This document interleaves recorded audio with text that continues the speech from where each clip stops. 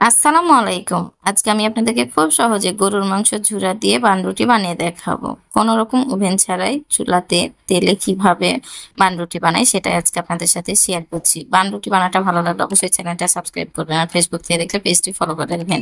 আমি এখানে 1/2 কাপ ফুটন্ত গরম পানি নিয়েছি, আর সাথে নিয়ে নিলাম 1.5 চামচ।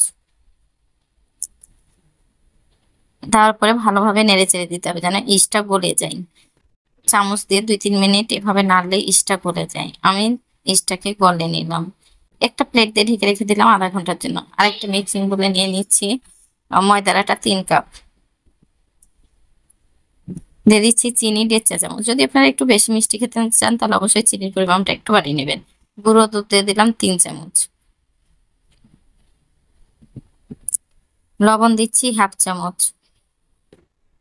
সয়াবিন তেল দিচ্ছি ৩ চা চামচ। একটা ডিমকে ভেঙে দিচ্ছি। আমি এখানে একটা ডিম দিলাম, ডিমটাকে এখন ভেঙে দিচ্ছি। তারপরে শুকনো উপকরণগুলোকে ভালোভাবে হাত দিয়ে নেড়ে চেড়ে নিচ্ছি।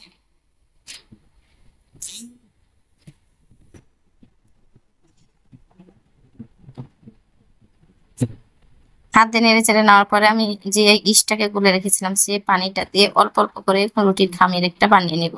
আর অবশ্যই রুটির খামিরটা সফট হতে হবে।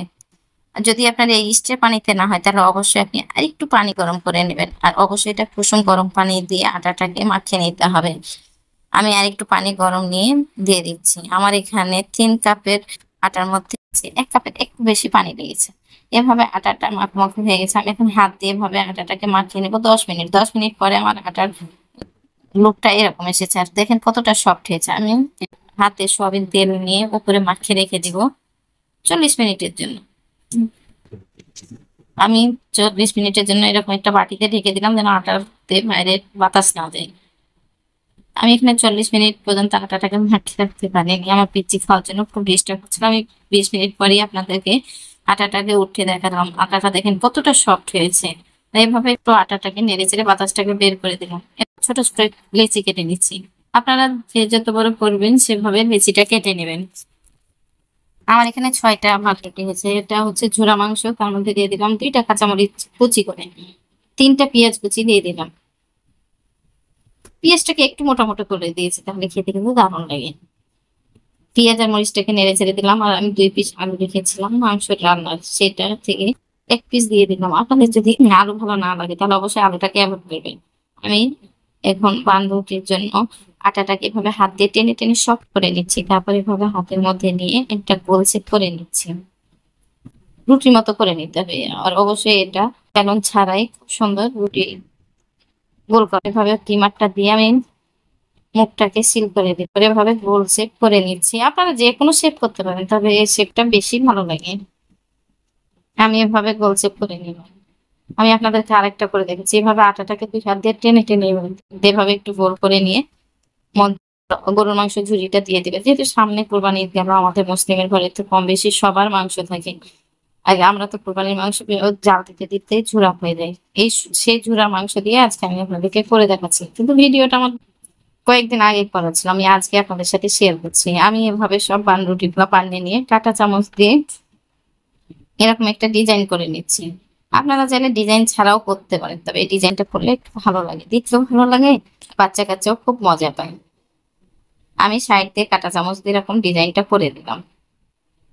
আপনারা চাইলে ওভেনও বেক করতে পারেন, কারণ সবার ঘরে ঘরে তো ওভেন নেই। এই জন্য আজকে আমি আপনাদেরকে চুলায় করে দেখাচ্ছি। আর খুব সহজে হয়ে যায়, যেহেতু এটা ডুবন্ত তেলে ভাজা হয়। তেলে ভাজলে কিন্তু বোঝাই যায় না যে এটা তেলে ভাজা হয়েছে, কারণ তেলে পাউরুটি গুলোতে তেল স্পর্শই করে না। আমি এভাবে ডিজাইন করে নিচ্ছি। আমার সবগুলা ডিজাইন করে নিলাম। আমি এভাবে সব ডিজাইন গুলা করে নিয়েছি। আমার ডিজাইন করা হয়ে গেছে। আমি চুলার উপর প্যান বসিয়ে দিয়ে দিয়েছিলাম সয়াবিন তেল ভর্তি করে। একটু বেশি করে তেল দিবেন, এটা ডুবন্ত তেলে ভাজবেন, তাহলে খুব সফট হয়। আমি তেলে দিয়ে দিলাম। তেলে দেওয়ার পরে উপর দিয়ে তেল ছিটে ছিটে দিতে হবে। উপর দিয়ে তেল ছিটালে দেখেন যে ফুলে উঠেছে। আর অবশ্যই উপর দিয়ে তেল এভাবে দিবেন, তাহলে দেখবেন যে নিচ থেকে ফুলে ফুলে উঠবে। হালকা লাল হয়েছে তখন এভাবে উল্টে দিচ্ছি। আর এটা উল্টে পাল্টে ভেজে নিলে কি হয় যে ভিতরটা খুব সফট হয়। আর খেতে কিন্তু দারুণ হয়। একবার যে খাবে সে বারবার খেতে চাইবে, এতটাই মজা হয়। আপনারা চাইলে এভাবে মুরগির মাংস ঝুরা দিয়েও করতে পারেন। শুধু গরুর মাংস ঝুরা দিয়েই করতে হয় সেটা না।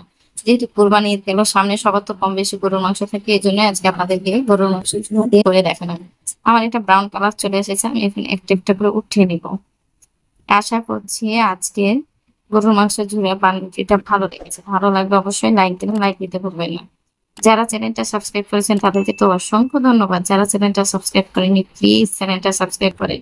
আপনাদের একটা সাবস্ক্রাইব আমার জন্য অনেক মূল্যবান। আর বন্ধুদের সাথে বেশি বেশি শেয়ার করবেন। কমেন্ট করে জানাবেন গরুর মাংস ঝুরার পানরুটিটা কেমন হয়েছে। আর যারা আমার চ্যানেলটা সাবস্ক্রাইব করেছেন তাদেরকে তো অসংখ্য ধন্যবাদ। যারা চ্যানেলটা সাবস্ক্রাইব করেনি প্লিজ চ্যানেলটা সাবস্ক্রাইব করেন। আপনাদের একটা সাবস্ক্রাইব আমার জন্য অনেক মূল্যবান। আর অবশ্যই কমেন্ট করে জানাবেন। আল্লাহ হাফেজ।